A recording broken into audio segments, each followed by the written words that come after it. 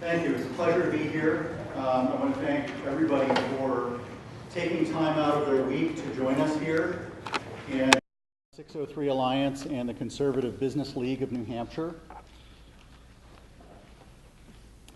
I've been asked to convey Andrew Hemingway's regrets. Andrew Hemingway was originally on the agenda for this evening.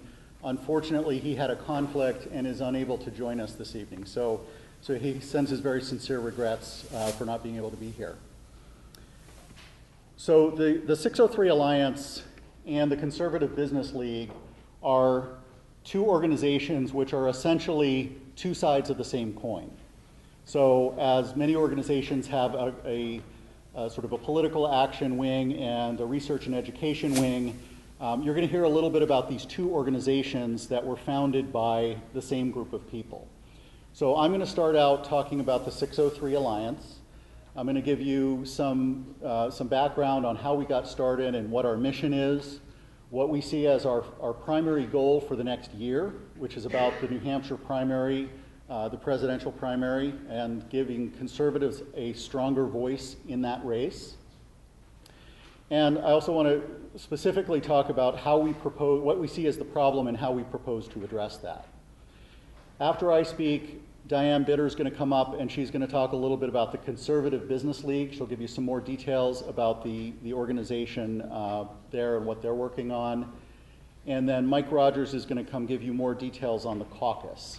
So we are holding a caucus in October 17th, which is part of what we propose as the solution to the problem that we're going to be talking about this evening.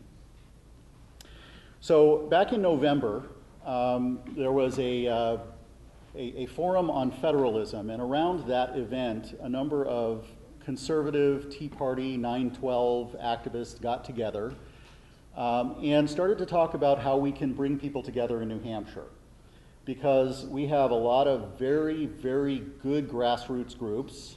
We've got some great grassroots leaders, but we were lacking a really unified structure and a unified strategy for having a louder voice in the political process.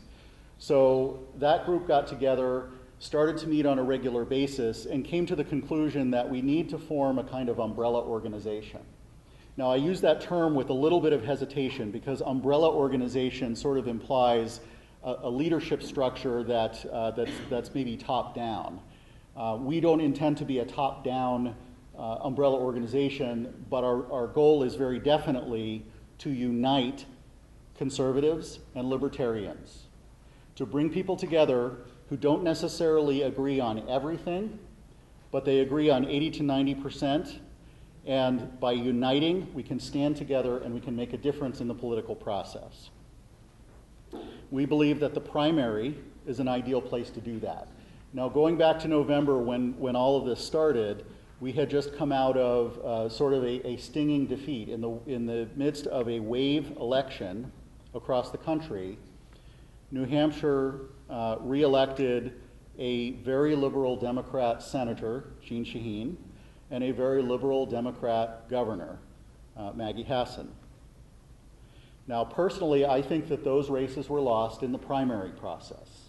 And I think if you talk to a lot of activists from throughout New Hampshire, I think they would agree with me that we lost that race in the primary process. We had two candidates which, for a lot of the grassroots, were uninspiring.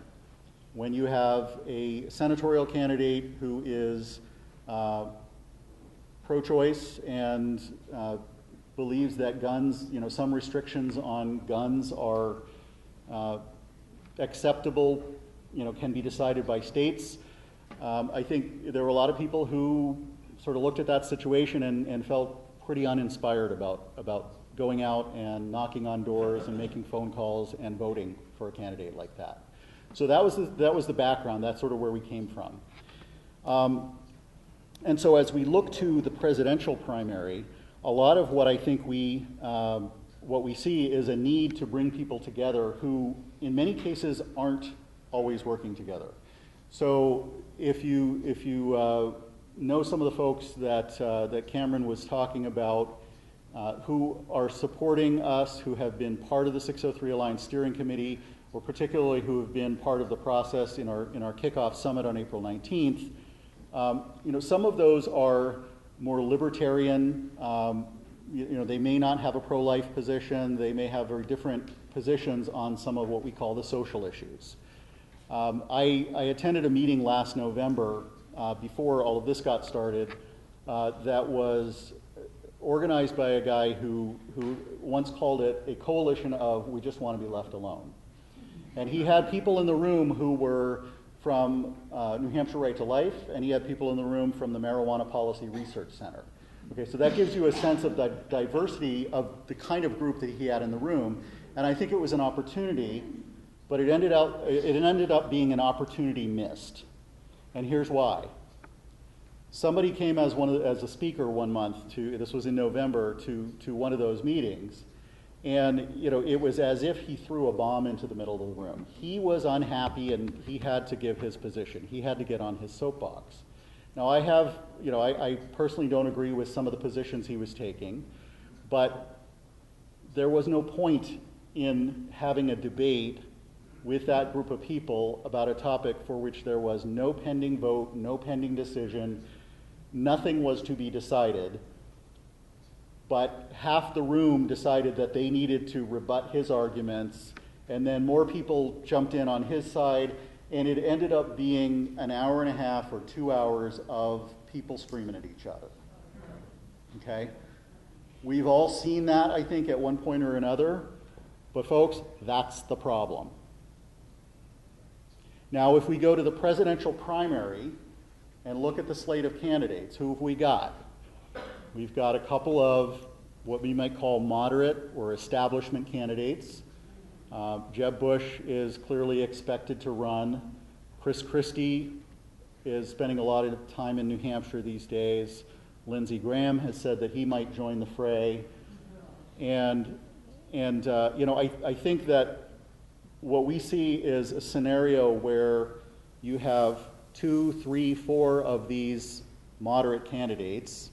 I would say they're the liberal wing of the Republican Party, that all but one of them drops out early in the race, or maybe one stays who's not going to garner much in the way of votes anyway.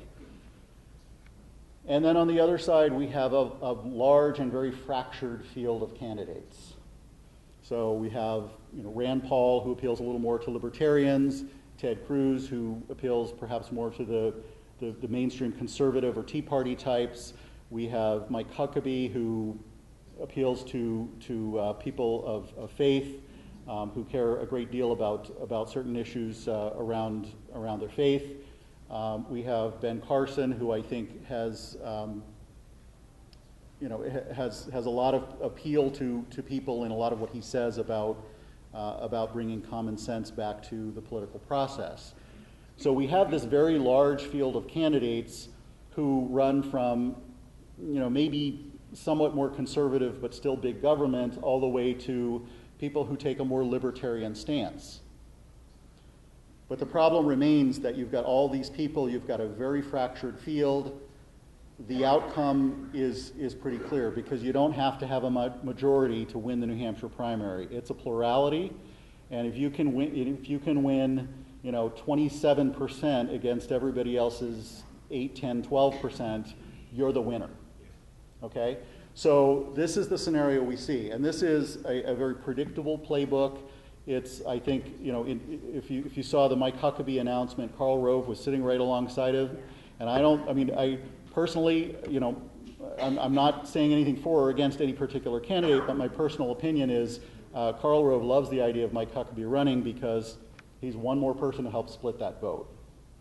So I think this is part of the playbook. It's a standard part of the Karl Rove playbook, and those are the rules until we decide to change the rules. So what the 603 Alliance is about is changing the rules. So what we propose is, since we don't see some of those candidates dropping out of the race, we can't consolidate around a single conservative candidate early in the process. We'd like to consolidate voters around a candidate early in the process. And the the principles that we will agree on, that we will bring people together around, are the U.S. Constitution.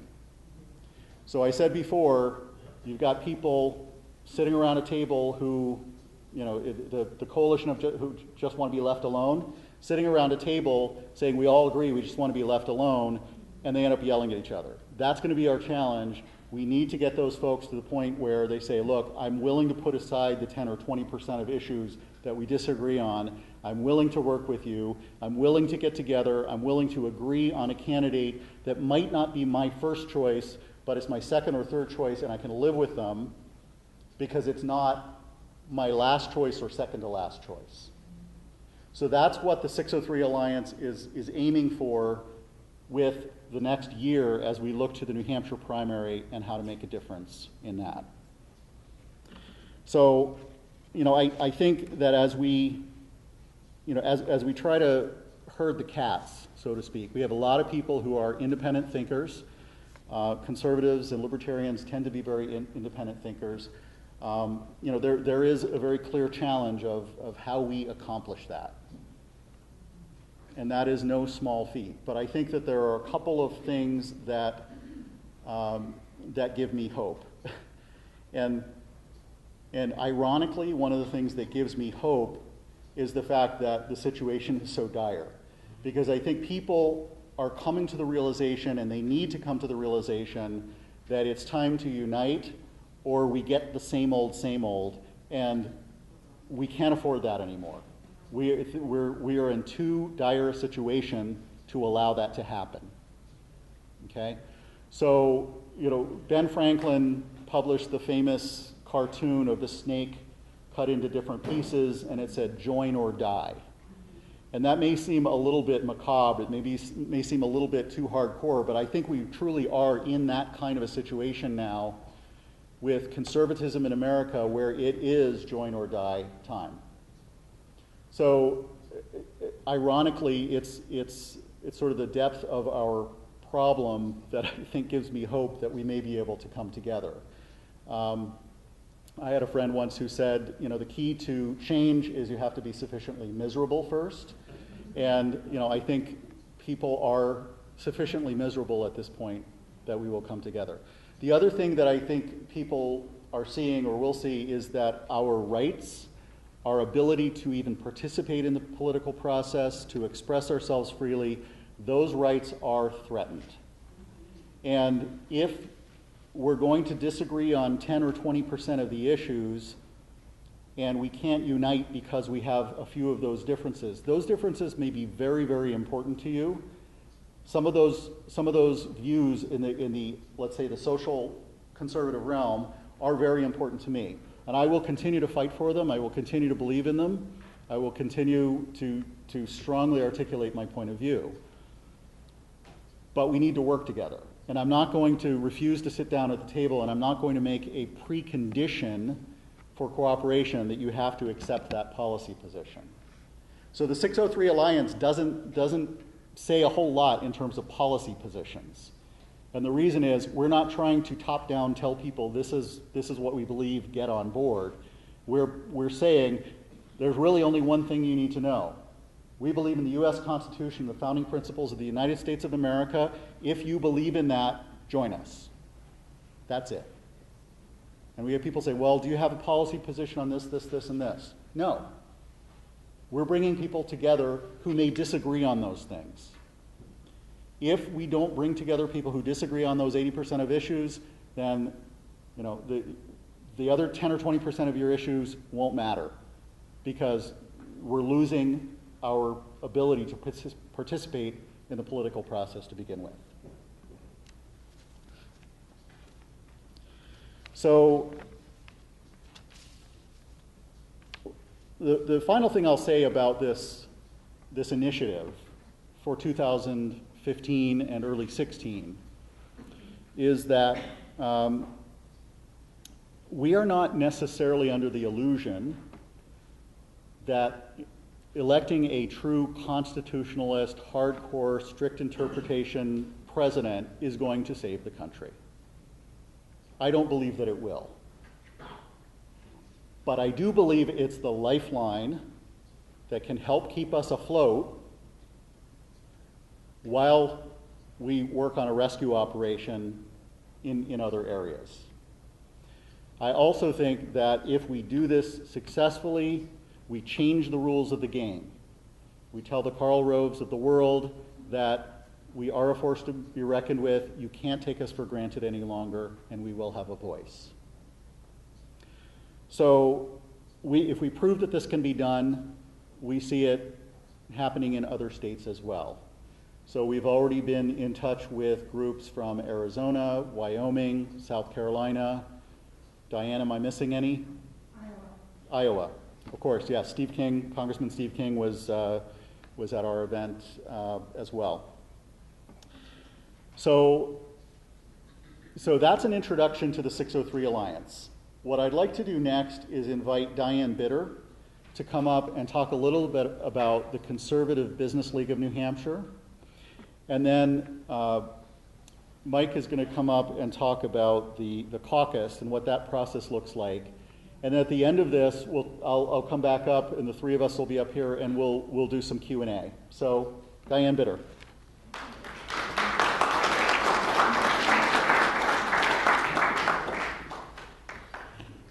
Hello, everybody. This is great. What a wonderful group here tonight. And Jim did a fantastic job of giving you the background of our organization and what prompted us to do this and how it's all evolving. It's an absolutely wonderful process. I'm going to try to explain to you about the sister organization, the CBLNH. That's the Conservative Business League of New Hampshire. It is an LLC, and I'll tell you in a second why we did that. A lot of discussion went into the process to do this.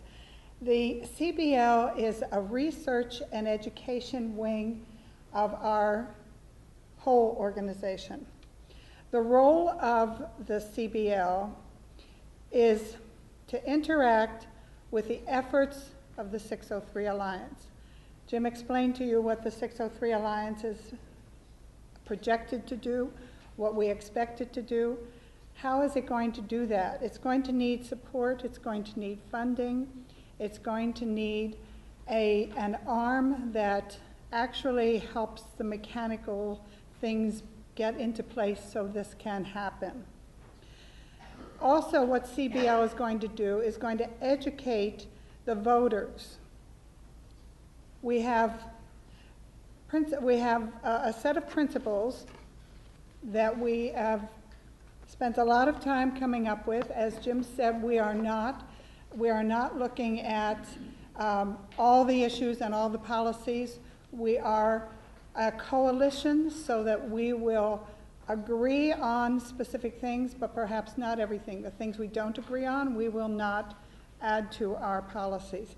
But all of our principles are on this pamphlet, which you'll find in the back of the room, and you can take a look at that later and take one home with you. But what we'd like to do is educate the voters about the principles in the Constitution that are important to us, to all of us, for our government purposes. Now, when we do this, we'll be looking at the candidates. We will be ranking them according to how closely they follow certain principles and certain constitutional issues. And those are the ones that we are going to be giving our most support to. We're going to be bringing them around to the voters, introducing them to not just the Republican voters, but all of the voters. And this is not just the Republican candidates. We're looking at all the candidates. Those that have the constitutional principles in place that we admire and that we want to emulate, we want everyone to emulate, those we will be introducing to the voters in meet and greets, perhaps some larger sessions. We'll be educating the voters so that the voters, all of you, can make your own decisions about which candidate is your favorite, which is your second favorite, which is your third favorite. Understand the policies and the principles. What we're looking for as a big picture is our freedoms. The American dream is all about freedom.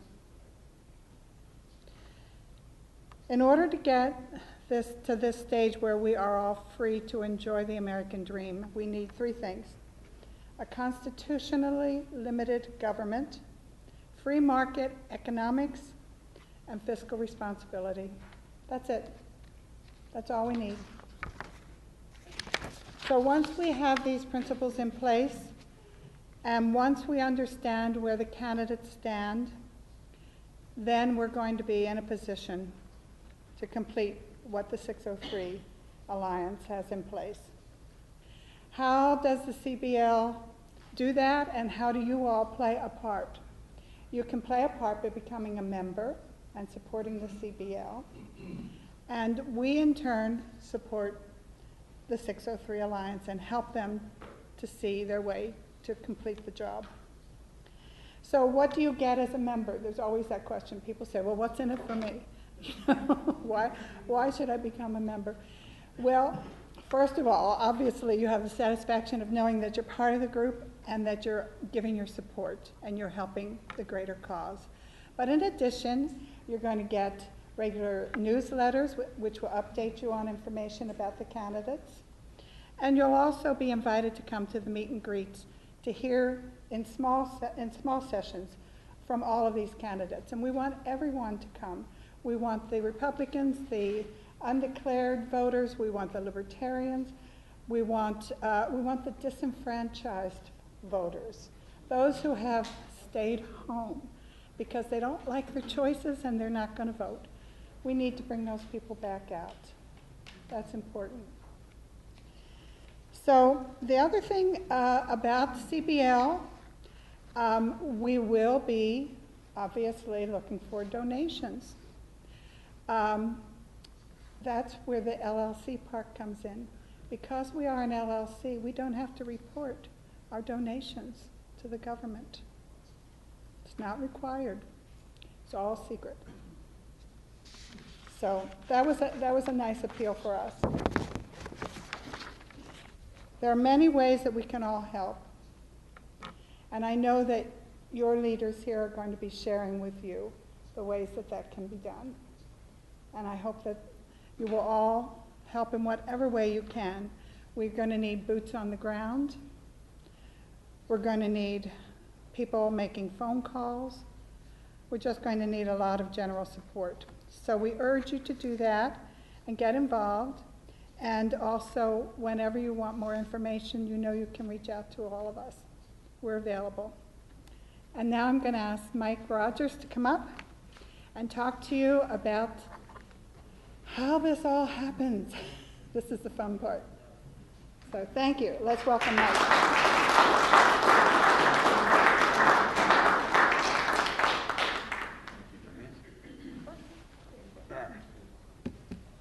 All right.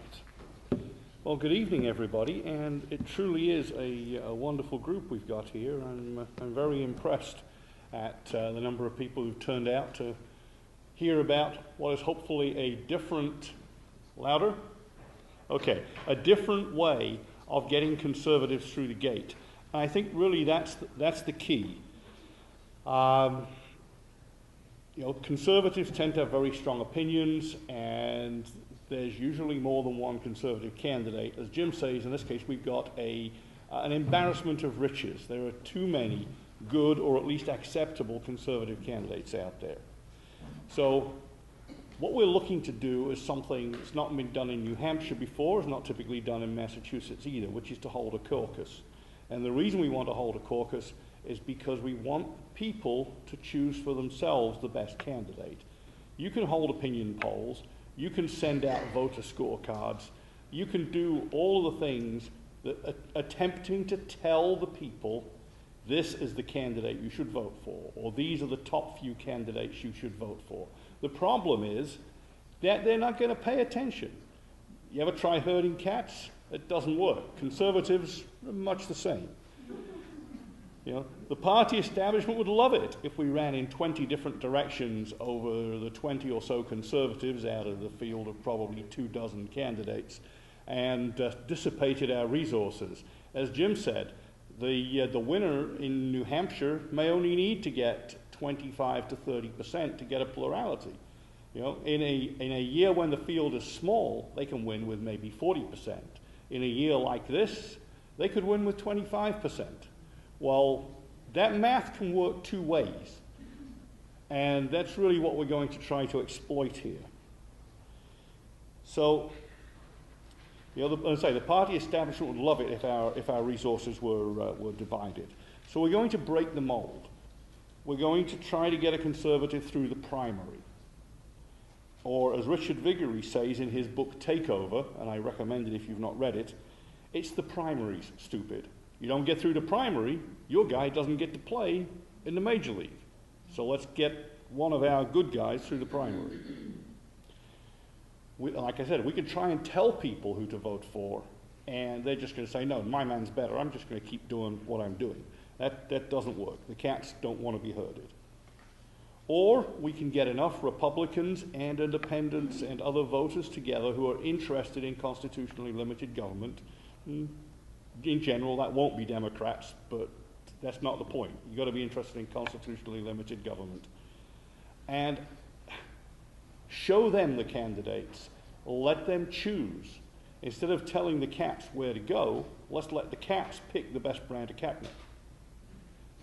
And so the question then becomes how to do that. As Jim and Diane have said, we're going to bring the candidates through. We have, in fact, a set of criteria which primarily are on constitutional principles. We're not going to get into the weeds, not because we're disinterested in social issues, but because we believe when it comes to the caucus, the people will choose the candidates who most closely match their preferences anyway. So we're not going to disqualify unnecessarily. We're going to stick to the basics and have a decent-sized field of candidates, and we're going to hold a caucus. So what is a caucus intended to achieve?